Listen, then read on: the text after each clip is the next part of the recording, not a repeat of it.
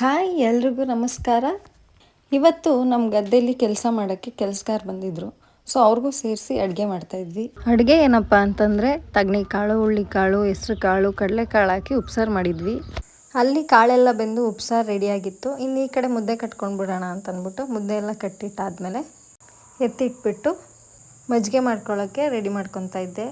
ಮಜ್ಜಿಗೆ ಮಾಡೋಕ್ಕೆ ಇವಳೇನು ರೆಡಿ ಮಾಡ್ಕೊತಾಳಪ್ಪ ಅಂತ ಅನ್ನೋದಾದರೆ, ಮಜ್ಜಿಗೆ ಮಾಡೋಕ್ಕೆ ಮುಂಚೆ ಸ್ವಲ್ಪ ಬೆಳ್ಳುಳ್ಳಿ, ಅರ್ಧ ಇಂಚು ಶುಂಠಿ, ರುಚಿಗೆ ಉಪ್ಪು ಹಾಕಿ ಚೆನ್ನಾಗಿ ರುಬ್ಕೊಂಡ್ಬಿಟ್ಟು ಅದಾದಮೇಲೆ ಮಜ್ಜಿಗೆ ಒಳಗೆ ಸೇರಿಸಿ ಕೊತ್ತಂಬರಿ ಸೊಪ್ಪು, ಕರಿಬೇವಿನ ಸೊಪ್ಪನ್ನ ಕಟ್ ಮಾಡಿ ಹಾಕಿದ್ರೆ ಮಜ್ಜಿಗೆ ರೆಡಿ ಆಯಿತು. ಅದಾದಮೇಲೆ ಕಾಳನ್ನೇನು ಬೆಂದಿದ್ದು ಅದನ್ನು ಸೋರ್ಲು ಹಾಕ್ಕೊಂಡು ಅದನ್ನು ಒಗ್ಗರಣೆ ಮಾಡೋಣ ಅಂದ್ಬಿಟ್ಟು ಅದಕ್ಕೆ ಈರುಳ್ಳಿ ಕಟ್ ಮಾಡಿಕೊಂಡು ಕಾಯಿ ತುರಿ ತುರ್ಕೊಂಡಿದ್ದೆ.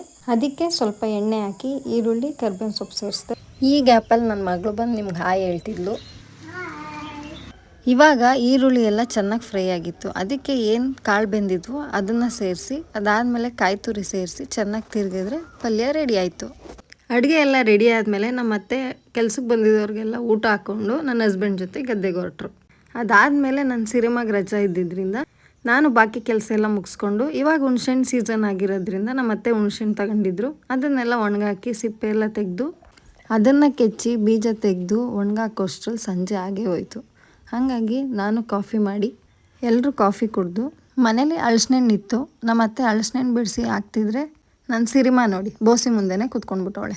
ಅದಾದಮೇಲೆ ರಾತ್ರಿ ಅಡುಗೆಗೆ ಚಿಕನ್ ಸಾರು ಮಾಡಿದ್ವಿ. ನಮ್ಮ ಮನೇಲಿ ಎಲ್ಲರೂ ಊಟ ಮಾಡಿ ಮುಗಿಸಿದ್ದಾಯಿತು. ಸೊ ಈ ವಿಡಿಯೋ ನಿಮ್ಗೆ ಇಷ್ಟ ಆಗಿದ್ರೆ ಲೈಕ್ ಮಾಡಿ, ಸಬ್ಸ್ಕ್ರೈಬ್ ಮಾಡೋದನ್ನು ಮರಿಬೇಡಿ. ನಾನು ಸ್ಪಂದನ.